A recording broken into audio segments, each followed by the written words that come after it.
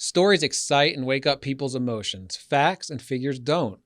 Yes, being knowledgeable is imperative and metrics can be impressive, but being likable and relatable is equally as important, maybe even more important. Story selling is the art of telling a story with the aim of attracting your audience so they remember, connect, and perceive the benefits of choosing to work with your practice. But what makes a compelling story that helps influence the buying decisions? Stay with us. We're speaking with an expert about it on today's show.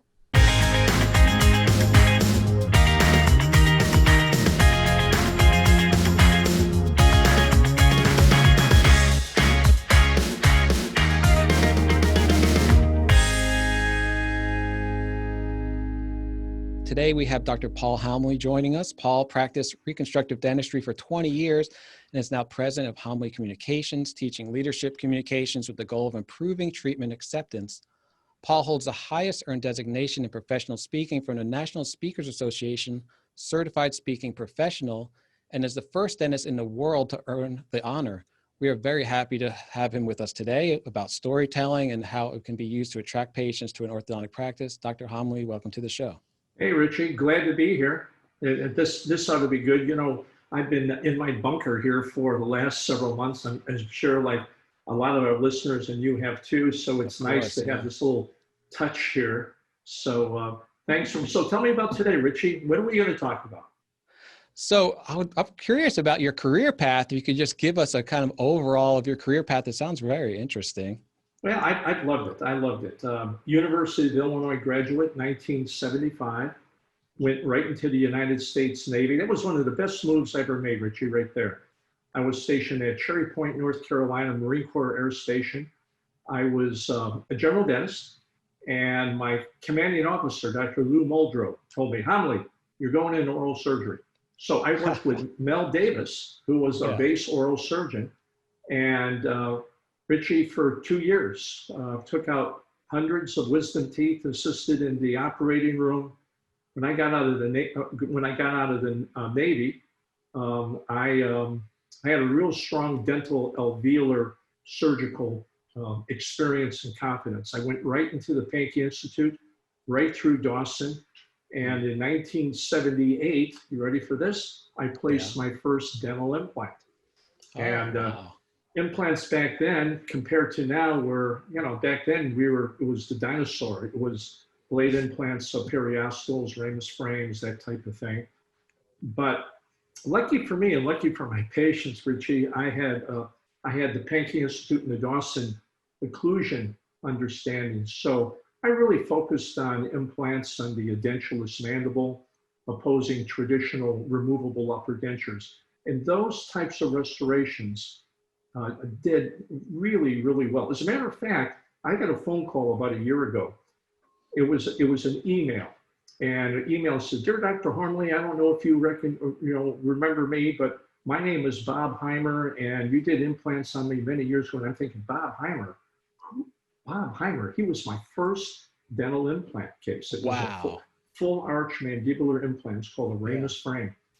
And I'm thinking, I figured out the math, it was 42 years ago. And I thought, oh my God, this guy's calling me, his mandible fell off. Yeah, right. You know, some bad news. He calls me, and he's Southern. I was practicing in a little town called Hildebrand, North Carolina at the time. He says, Dr. Homoly, he says, this is Bob Heimer.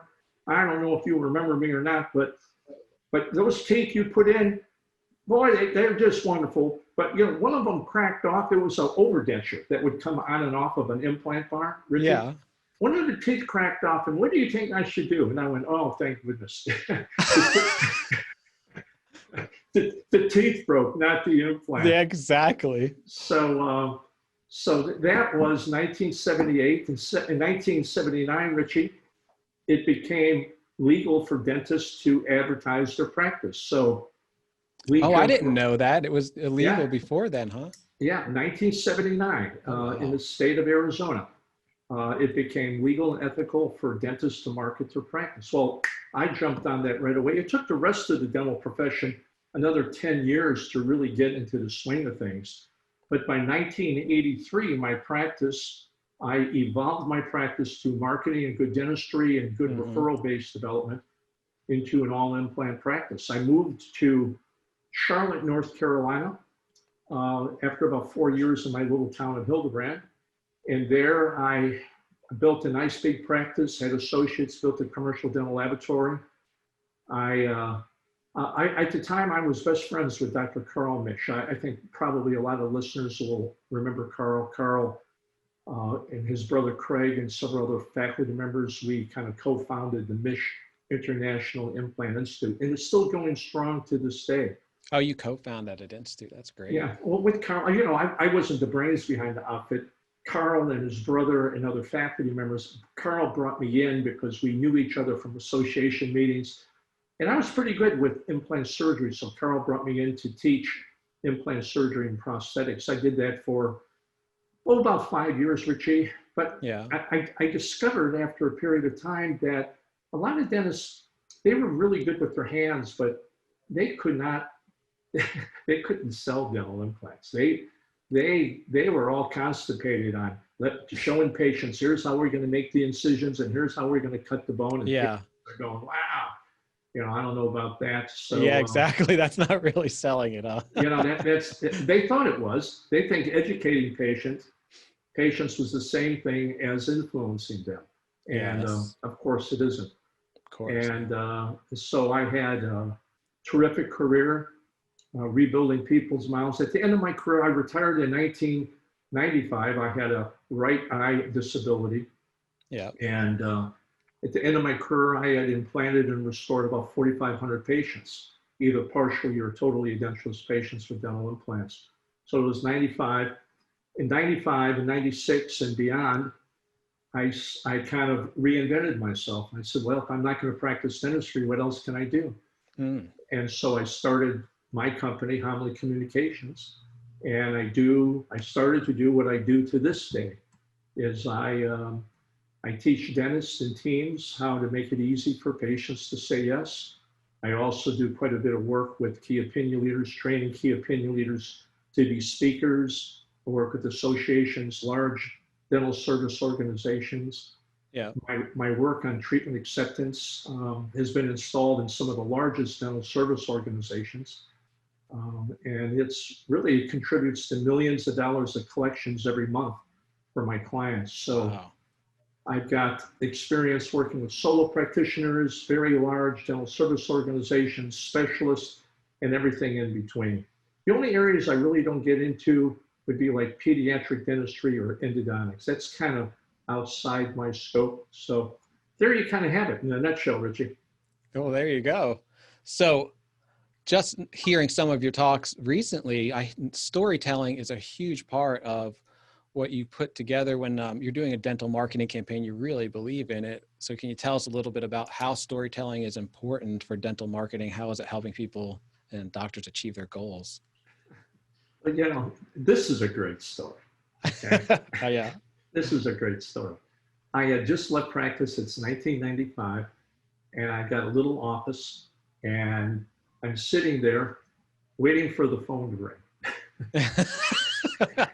Oh, that's a fun feeling. Right? You know, I sent out a bunch of postcards. Hey, I'm Homoly Communications. I can help you sell dentistry. I didn't have anything, no books, nothing. Just, Yeah. you know, just a twinkle in my eye, Richie. Yeah.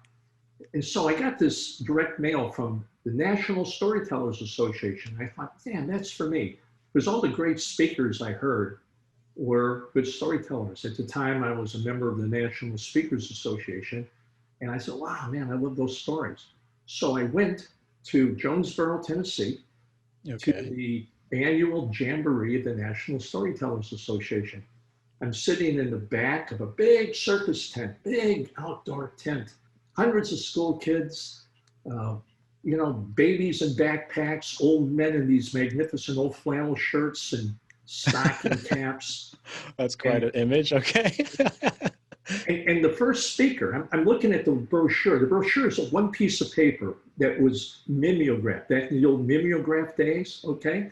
Okay. And the stage is an old wooden stage, the kind you'd see at a high school pep rally. Single mic, some guy with a ponytail sitting by a soundboard, you know, tapping the mic, make sure it works. First guy's name was Ray Hicks. I thought, who is Ray Hicks? he gets up there and I'm thinking, what? And the guy's got jeans on and a vest and a ball cap. But Richie, this guy starts out telling the story of Jack and the Beanstalk. I'm thinking, Jack and the Beanstalk, who hasn't heard that story? Yeah, really. But the way he told it, fee, fi, fo, right? And the kids, the audience is 80% kids. Oh, okay. This makes sense. Yeah. And the kids are sitting on the ground looking up at the stage. It was better than a movie. And so I'm listening to this guy. All of a sudden, I'm sitting in the back of the tent. I hear this train whistle. Woo, woo. And I turn around, and there's a split in the tent. I open it up. There's a set of railroad tracks right behind me. Yeah. Ray Hicks, he keeps going about fee, fi, fo, fum, and now, woo, woo. The train whistle's getting louder. And I'm beginning to feel the ground shake, right? The tracks are right behind the tent. And pretty soon the train comes by the back of it. It roars by. And Ray Hicks stops, pulls out a harmonica, cups it to the mic, and goes, wah, wah. You know that Doppler sound? Yeah. Yep. And the audience just kind of went, oh. And then they turned back to Ray, and I thought, I have never, ever seen a speaker so capable of having the audience right in his hand. And I thought, you know, I'm going to bottle up some of this magic. Yeah, that is a lot of power and magic right there. Seriously. I'm going to bottle up and I'm going to bring it to dentistry. Well, I did. And I wrote a book. And I have a whole process called storyselling. And what storytelling is all about, it's creating the emotional experience for the listener. In dentistry, we're all about cognitive facts and figures. Patient education is the holy grail. You talk to any practice management consultant, and they'll say, you ask them, what's the secret to case acceptance? It'll be patient education. Educate, educate, educate. Yeah. Well, don't believe it. The truth is that patient education is horribly overrated as a factor of influence. Yes, you can educate patients, but how many dentists have had well-educated patients who, after they hear the treatment plan, they kind of rub their chin and they say, well, doc, I want to go home and think about it. Well, I'll tell you what, they're not going home to think about it. They're going home to drink about it. Yeah, I bet they are. Yeah, that's the worst. If you don't make the sale right then, I mean, the chance is just so it's going to happen. Storytelling, what I did is I created an entity called Storyselling. And Storyselling is combining a narrative, which when I just told you about Ray Hicks and that's the narrative, okay? Yeah. And Storyselling is combining a narrative with your topic, and you heard me do it. I told you the narrative of Ray Hicks, but right at the end of that story, I said, wow, I'd like to bottle up some of that magic and bring it to dentistry. And then I transferred it to my topic. I said, well, that's what I did. I wrote a book. And so the narrative introduces the concept, the transferable concept, transfers it to the topic. So the listener not only feels it, and see, could you see the kids sitting on the ground, Richie, looking up? Yeah, right. Right. And so in the treatment presentation process, or better yet, during the new patient interview, find an opportunity to tell a story. And the stories can be about a lot of things. One of the best stories I would ever tell patients, and after a while, you'll get 6 or 7 stories that you can kind of use, kind of like silver bullets in your belt. One of the stories that I would use would be, I would be sort of like during an examination. I'd be kind of in the middle of the exam, and I kind of stop things a little bit, and I'd look down at the patient and I'd say, you know what? You remind me of my Aunt Dorothy. Patient would look, oh, really? You can't do this on everyone, but you pick the patient. She said, really? I said, oh yeah. My Aunt Dorothy, I grew up in Chicago, Illinois, suburb of, rather Cicero, Illinois, suburb of Chicago, big Polish Catholic Lithuanian neighborhood. And every year we would have the Christmas party at Auntie Dorothy's house. And I'd bring my kids. Oh, you have kids? Oh, yeah, I got 2 kids. Oh, tell me about your family. And so she's asking me about my family. Yep. And I'd Building say rapport. things like, well, you know, I'm really proud of my son. My son, Adam, masqueraded as a college student for 7 years. And she'd laugh and she'd tell me about her son, and we'd kind of go back and forth. And then in the middle of it, I would say, okay, let's finish this exam. Well, what did I do? What I did is I let her, Richie, examine me. I let her discover my character through my story. So storytelling is a way for your patients to give you the exam. Does that make sense? That's great. Yeah, Now, absolutely. how I mean, can you're you bringing use their kids, they're going, I mean, they want to build a relationship with you and kind of trust you and feel good around you. That's so important. Absolutely. You want to like the person that's going to come at you with a needle, don't you think? Yeah, Right? that's a good point. And you think about it, Richie, you think about it, what constitutes trust? Well, I'll tell you what.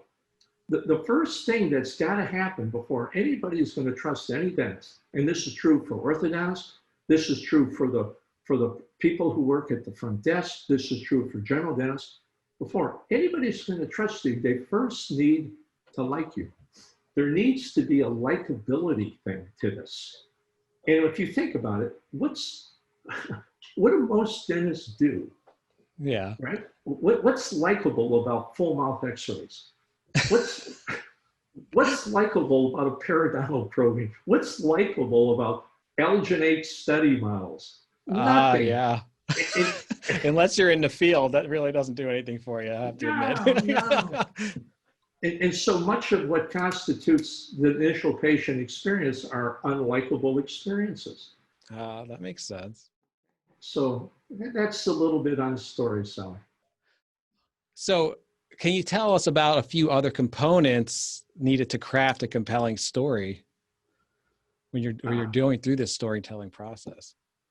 Well, one of the most important aspects of storytelling is a concept called disclosure.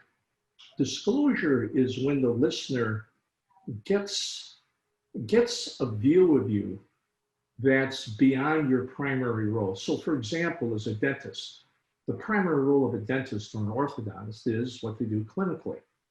What disclosure does, it reveals the secondary roles of maybe they're a husband or a wife or a son or daughter or a hockey player or a gourmet chef or a ballroom dancer or a baseball coach or those other aspects of the person's life. And when a content expert, dentist, orthodontist, financial planner, architect, banker, private equity investment specialist, whatever the technical expertise is, the client usually has far less technical understanding of what the content expert is talking about. Oh, absolutely. Right. So the content expert is up here, and the client is down here, and it's hard for them to find common ground. There is no common ground. You're the expert, you're not, that kind of thing. But what disclosure does, it creates common ground. See, if I talk about my role as a person, let's say my role as a ballroom dancer. I'm not a good ballroom dancer. I'm not. But I know enough to fake it. Yeah. Okay. My current wife, sweet Lisa, our first date, this goes back 15, 16 years now. Yeah. Okay. Our first date was at Alexander's Restaurant in suburban Oak Brook, Illinois. Beautiful restaurant, really nice. Yeah. And I was living in Charlotte, North Carolina at the time. We met through a matchmaking service. Oh, this is a great story. Okay. Interesting. Yeah. So we met through a matchmaking service, and I'm thinking, this woman is just too good to be true. So I fly to Chicago for a date. I am really committed on this. Yeah, deal. seriously. Okay. And so she lived in a suburb of Chicago called Indian Head Park. I picked her up. We went to Alexander's restaurant. We had a great meal. And during the meal, we were talking, and I'm thinking, disclosure. We need to find out about each other. It turns out she at one time was a competitive ballroom dancer. That was one of the things I liked in her curriculum vitae, Yeah, You, right. Interesting. Yeah. Okay. yeah. And so we finished the meal. We go up to the hostess area, okay? And it's, they got the front desk area and they got a big aquarium and it's a big foyer area. And Michael Bublé sings this song called Home, and it's a waltz, okay? Perfect. I Yeah. know enough of a waltz to fake it. Yeah. So the music is playing. I said, Lisa, would you like to have a dance? And she looked at me kind of like, you wouldn't dance. And all sorts of people are waiting to be seated, Richie. Yeah. So I took my frame, right? I took my frame, pulled her nice and tight, and we waltzed around this reception area. I'm telling you, you talk about icebreaker. That was like, what a the thing. Well, absolutely great that impression. That story that I just told you. What does that reveal to you that I didn't say? What do you know about me now that I didn't say? That you didn't say. Well, Yeah, that you can dance, you're bold, willing to take risks. Am I a fun guy? Yeah, right? Of course, right? Am I a fun guy? That's Will I fly to Chicago for a date?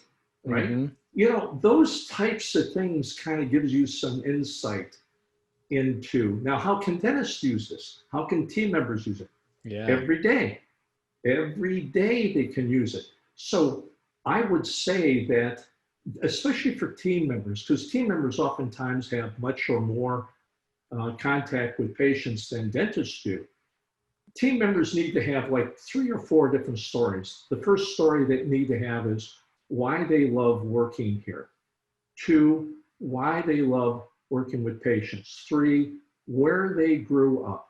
And 4, their favorite thing to do in their life. Okay? And just pulling these things out about, for example, let's say Sheila works at the front desk and the new patient comes in and she's kind of chit-chatting with the patient. And let's say Sheila has a bunch of recipe cards on the desk and she pulls out one, she tells the new patient, hey, I'm working on a new recipe for pumpkin pie for Thanksgiving. Do you bake or cook? Well, that's a pretty safe question to ask most women. Women that don't say, well, here's a good recipe you could try. Women that do, you say, well, what do you think about this? And then she can tell a story about how she likes to cook and her husband comes in and he's the tasting guy. And is it sweet, sour, spicy, or salty, right? All of that stuff. And what it does, it's so much better than a conversation about, well, when's the last time you've been to the dentist? And do you have diphtheria? 1,000 times, yeah. You actually become a person and not something. Yeah. Okay, so the first aspect is disclosure. Great stories disclose. Secondly, the story has to relate to the purpose of the appointment. Okay, the story you just can't. Yeah, that sounds a little trickier. Okay. Yeah, you've got to relate it. You've got to relate it to what you do. So go back to the front desk person with the recipe cards. After they're done talking about the pie, you say, well, Mrs. Smith is the new patient. Mrs. Smith, one reason that I love working here is that, really, fine dentistry is a lot like a recipe. There's a lot goes into it. And I can't wait till you meet our chef, Dr. Homoly, right? And it's kind of a fun way of, it's just a distinctive way of talking. Now, here's the question I have for you, Richie. The next time that new patient comes in, what does she know about that woman at the front desk? Will she remember that woman's name? Will she remember that she cooks? Oh, yeah, of course. It's easy to bring up conversation again as well. Absolutely. So disclosure, let people know a little bit about who you are and your character. And number 2, link it to the desired outcome professionally, what you want to have happen. Okay. All right. And that's called story selling. Storyselling. So if you want to start becoming a better storyteller, what are the steps you think someone should take? First step is the easiest. This is what you do. Richie will do it for you. Give me a sense of of a professional situation where you need to influence people? When I need to influence people? Yeah, Oh, yeah, of when you course. need to influence someone, just give me the scenario. Where are you and what do you do and what are you trying to influence? All right. So a lot of times when, I put my hat on for Ortho Sales Engine, we're having a discovery call with a brand new orthodontist who needs help increasing their new patients, right? Okay, So they've seen us online. They've built a little bit digital rapport, but they don't really know okay, who I am. And we get on okay, Zoom just like we are now. I've got to tell them what we do, of course. I've got to learn a little bit about them, but really it's so much of it's just selling me okay, and our team. Like, would you like to work with us? Would it be a positive or negative experience? okay. All right. Now, okay, so now I know the scenario. Here's the second question. I want you to, in about a minute and a half, tell me about your first car. My first car? Yeah, your first car. Tell me about your first car. Oh, that's fascinating, actually. So my first car is a 1950 Chevy sedan. My dad is a mechanic. He's been a mechanic since he was 17 years old. And of course, I got into it. I'm a kid, and he's telling me that was one of his first cars. So we found it in someone's yard. I convinced them to let me buy it. I don't even remember how I got the cash for it, but we got it running in there in the yard, and we got it home somehow. Probably totally illegal to drive it home, I'm Right. sure. And that's how I learned to drive stick shift. I know that's a lot. Many people know how to do that, but I learned that when I was 14. There's 3 on the tree, right?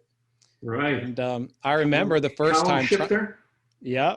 Yeah. So I'm a Okay. skinny little 150-pound kid soaking wet, moving this, what is back then, 50, 60-year-old car. And the clutch, it's not like newer cars where it's kind of like a toy clutch, it's like a huge, your muscles are doing all the work. There's a lot of play going on. And I had no Right. idea what I was doing.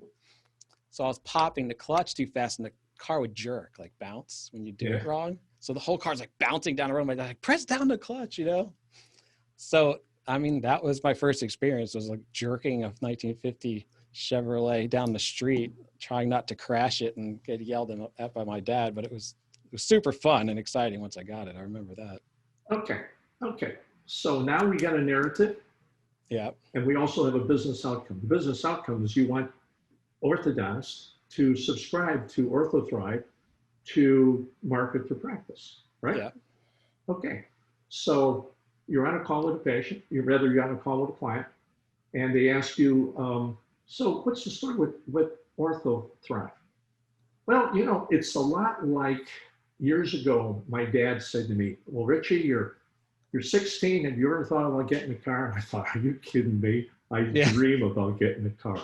He said, he said, come on. We jumped in his old truck and he took me to Al's junkyard. And there she was, a 1950 4-door Chevy sedan, 3-speed on the column, stick shift. It Yeah. didn't run. So we hooked it up to my dad's truck. We dragged it home. 6 weeks later, we were ready to crank it up. I remember my dad handed me the key. I slipped it into the ignition. He said, be sure it's in neutral now. I'm neutral. I turned it, and away we went.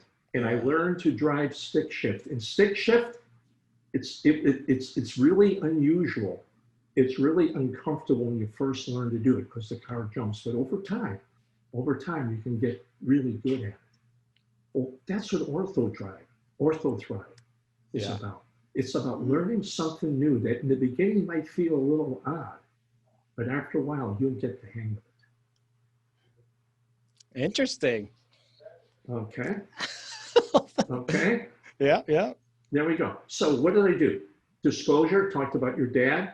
What did I say that I didn't say? What's your relationship with your dad like? Yeah. Close relationship. Absolutely. Family matters. Yeah. And is that a good personal characteristic that Yeah. clients? Yes, it is. Right. The fact that you together you drag this car out of the junkyard and you work on it. What does that tell about your ability to work hard? What does it tell about your ability to have following through on a vision? Right? Mm-hmm. There's a lot of unspoken messages in there. Plus, could you see the column shifter? Yeah. Right. Yeah. Absolutely. So it's a visual experience. So all I did was just, so the answer to your question, the first step, you asked me, how do you get started? The way you get started is you think back in your memory, Richie, and you think back about the times where something touched you emotionally, Hmm. something that you felt strongly about. Waltzing in Alexander's restaurant, driving stick shift for the first time. These are very common events. And what great stories are about ordinary events told extraordinarily well. So Gotcha. think about those moments that move you. And I'll guarantee you, anything that moves you will move somebody else because we're very much alike emotionally. Does that make sense? Yeah, absolutely. So what if you're like a really introverted person? Like, can you still be a good storyteller? Are there obstacles to overcome? What would you say to someone like that? I think you have an advantage if you're an introvert. You know, when I take the Myers-Briggs test, a lot of people think I'm an extrovert. I am not. I Yeah. test ambivert. Extroverts over here, introverts over here. I test right about here. Yeah. Okay. The real, the real malignant extrovert, I can't stand talking to them because they're all the time. I feel you there. I'm in the same boat. You Yeah. know what I'm saying? The more introverted you are, the more time you'll spend really thinking about what's important to me, what moves me emotionally, and how does that relate to what I'm doing? You know, as Hmm. I'm sitting here thinking about this, for some reason, Thanksgiving is coming up, and I remember every Thanksgiving, my older brother Guy, who was a letterman in high school sophomore year, was full scholarship to University of Illinois, played free safety, ran back to punts and kickoffs for the Cleveland Browns. Okay, that's my older brother Guy. Wow. His friends and my friends every Thanksgiving played what we called the Turkey Bowl. We did Yeah. that for close to 25 years. My team lost every year. Of course. Yeah. But the thing that I remember the most about the Turkey Bowl is watching my dad age, because my dad would always play on my brother Guy's team, and when I was in grade school playing the Turkey Bowl, my dad was throwing big passes and throwing blocks and all that.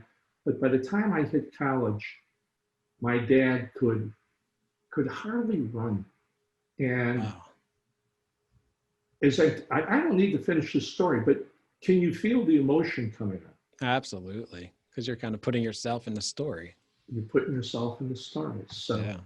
it's that kind of thing. What moves you emotionally?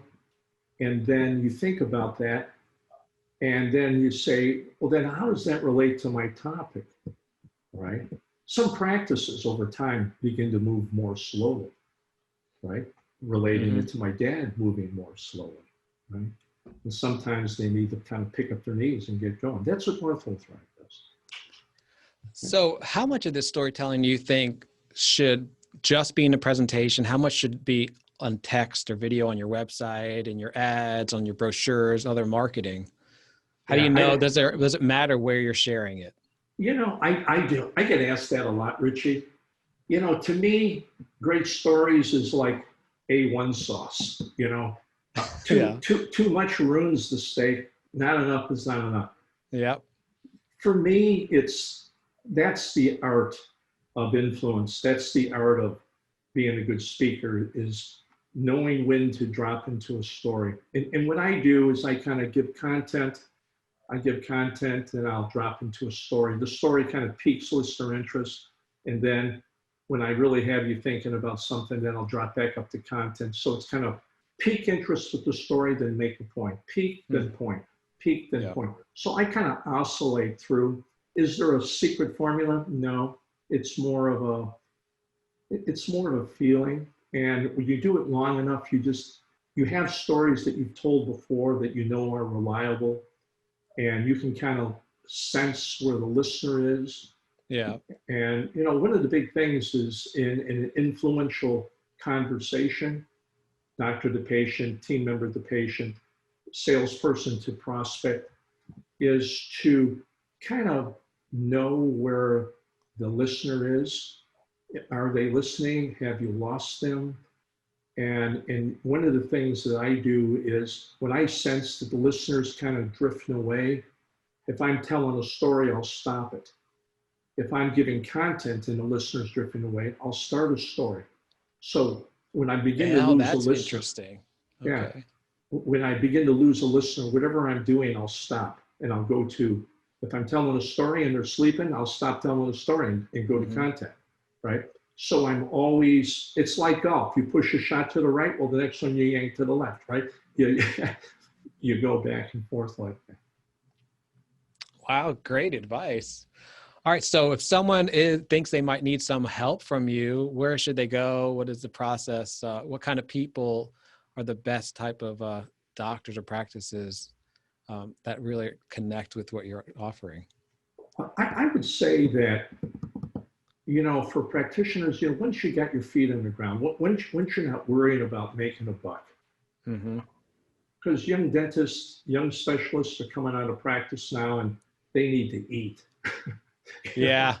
you know, and there's a lot to learn in dentistry after you graduate dental school, after you get out of your specialty program. No But doubt. I would say as you're in year, I don't know, 4 or 5, somewhere in there, after you kind of catch your breath a little bit and you've got cognitive space to maybe bring on something else besides technical dentistry, that's a good time to start.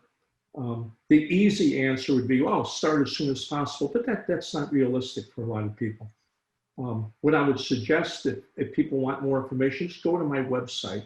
It's my name, paulhomoly.com, That's easy. and look under speaker development, um, workshops. I do live online programs like Zoom, like we're doing right now. Yeah. Um, I also have recorded online programs on treatment acceptance where I integrate story selling into the treatment acceptance process. So just go online and check things out. I've got books, online programs, and that kind of thing. That's a good place to start. Well, great. Really enjoyed talking to you today. And I'm definitely going to incorporate stories more into There you life and go. my presentations. Absolutely. I'll check out your book. There you go, Dr. Richard. Homley, thank you so much for being on. It was great talking to you. Good. Have me back. Let's talk about something else next time. Oh, yeah, absolutely. I think we'll All right, definitely do Richard. that. Bye for now. All right, take it easy. Bye. Once in a while, you have an interview that you know is going to change how you kind of interact with the world. And I'll tell you, this is one of those interviews. It's going to change how I communicate with people in business and in my personal life. I mean, telling stories with someone that doesn't really know you in maybe a discovery call, which we talked about in this episode, can really make a huge difference on the rapport you're building with them. I think that was really fascinating. And even I remembered all the people in my life that were such good storytellers, and I didn't understand what was happening, but there is a magic behind some good storytelling. And I think Dr. Homley really hit the nail on the head on how important it is, and he gave us some really good little tidbits on how to make our storytelling better, how to up our game when we're storytelling. So I was really excited about this episode. I think you'll get a lot out of it. Keep grinding, keep thriving. I'll see you next time.